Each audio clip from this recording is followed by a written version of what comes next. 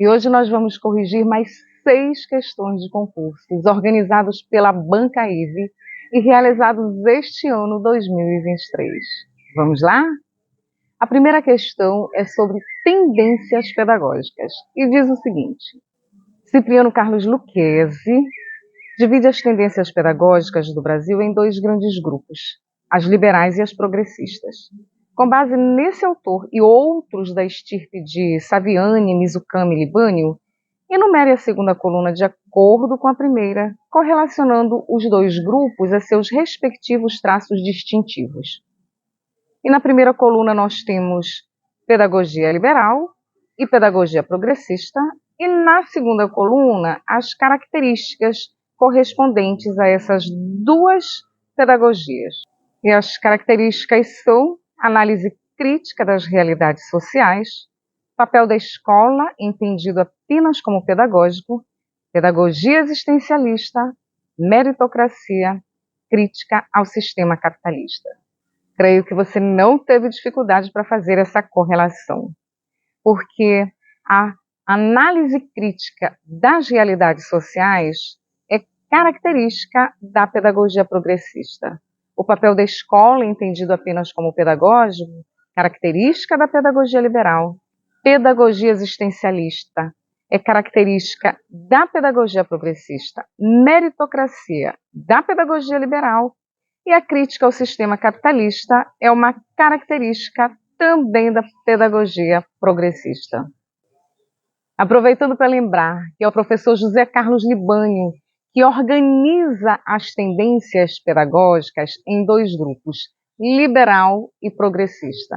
E ele agrupa as pedagogias tradicional, renovada não diretiva, renovada progressivista e tecnicista na tendência liberal. E as pedagogias libertadora, libertária e crítico-social dos conteúdos na tendência progressista. E vamos à segunda questão. O artigo 205 da Constituição Federal e o artigo 2º da Lei de Diretrizes e Bases apresentam quase a mesma redação. Pleno desenvolvimento da pessoa ou do educando, seu preparo para o exercício da cidadania e a sua qualificação para o trabalho. Termos com os quais designam, letra A, os princípios da educação nacional, B, os fins da educação nacional, C, os parâmetros da educação nacional, D, os padrões mínimos da educação nacional e as diretrizes da educação nacional. Acredito que você não teve nenhuma dificuldade para assinalar a questão correta. E nós estamos falando sobre os fins da educação, ou a finalidade da educação. E vamos lembrar que a finalidade da educação é um tripé, né? Que é o pleno desenvolvimento do educando, o seu preparo para o exercício da cidadania e a sua qualificação para o trabalho. Questão de número 3. A Constituição Federal dispõe que o dever do Estado com a educação será efetivado mediante diversas garantias. Uma delas diz respeito à educação básica obrigatória e gratuita dos 4 aos 17 anos de idade, assegurada inclusive sua oferta gratuita a todos que a ela não tiveram acesso na idade própria. Isso significa que a educação básica obrigatória e gratuita abrange efetivamente 1. A creche, 2. A pré-escola, 3.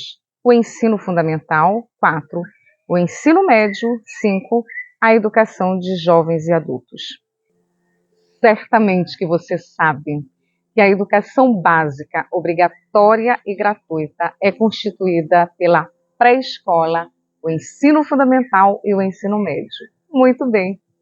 Mas você prestou atenção que o comando está pedindo para você assinalar os itens que são excluídos, ou seja, que não fazem parte da educação básica obrigatória e gratuita? E quais são? A creche e a EJA. Fique atento. E vamos ver então agora a quarta questão.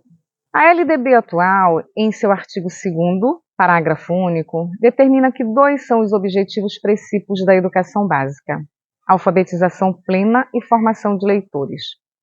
No ensino fundamental de 9 anos, o período compreendido como ciclo de alfabetização compreendia, segundo o Plano Nacional para a Alfabetização na Idade Certa, o tempo sequencial de 3 anos, primeiro ao terceiro ano do ensino fundamental. Extinto o PNAEC, esse ciclo deve realizar-se agora, segundo propõe a BNCC. Letra A, durante os 5 anos da educação infantil. B, durante os 2 anos da pré-escola. C, no ensino fundamental como um todo, do primeiro ao nono ano. D, no primeiro e segundo ano do ensino fundamental. E, durante os 17 anos da educação básica, educação infantil, fundamental e médio. E de acordo com a BNCC, a alternativa correta é a letra D. Muito bem. O primeiro e segundo anos do ensino fundamental devem ter como foco a alfabetização, em articulação com as experiências vivenciadas na educação infantil. E vamos à quinta questão. Relativamente aos procedimentos que devem ser utilizados nas instituições de educação infantil para a avaliação do desenvolvimento das crianças, em consonância com as diretrizes curriculares nacionais para a educação infantil, julgue as afirmativas abaixo como verdadeiras ou falsas. Os procedimentos avaliatórios utilizados na educação infantil contribuirão de forma valiosa para fins de seleção, promoção ou classificação das crianças. Não haverá necessidade na educação infantil de documentação específica que permita às famílias conhecer os processos de desenvolvimento e aprendizagem das crianças. Poderá ser utilizado na educação infantil a técnica avaliativa de observação crítica e criativa das atividades e brincadeiras das crianças no cotidiano. No processo avaliativo da educação infantil, poderão ser utilizados múltiplos registros feitos por adultos e crianças, tais como relatórios, fotografias, desenhos, álbuns. E a sequência correta é F, F, V, V. Muito bem. Porque na educação infantil, a avaliação não é para fim de seleção, promoção ou classificação, e sim a necessidade de documentação específica para que as famílias possam conhecer os processos de desenvolvimento das crianças na aprendizagem. Última questão, analise o caso a seguir. Luiz é um aluno dos anos finais do ensino fundamental, que devido a um déficit no componente fonológico da linguagem, tem dificuldades para associar o símbolo gráfico às letras com o som que elas representam e organizá-los mentalmente numa sequência temporal. Em decorrência disso, apresenta autoestima baixa, o que o torna em muitas ocasiões uma pessoa triste e deprimida. Com base nas características apresentadas acima, é possível afirmar que a dificuldade de aprendizagem experimentada por Luiz é certamente que você assinalou a alternativa D, de dislexia. Mas vamos ver o significado dessas outras dificuldades de aprendizagem que estão apresentadas?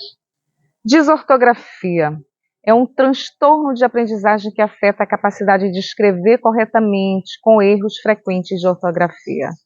O autismo é um transtorno do desenvolvimento que afeta a comunicação, a interação social e o comportamento. A descalculia é uma dificuldade específica com habilidades matemáticas, como compreensão de números e operações matemáticas. E a disgrafia é um transtorno de aprendizagem que afeta a habilidade de escrever de forma legível e fluente. E eu espero que você tenha se saído muito bem na resolução dessas questões. E se você vai participar do concurso para a educação realizado em Santarém, organizado pela Banca IVE, eu desejo que você faça uma excelente prova. Me acompanhe aqui, eu te espero.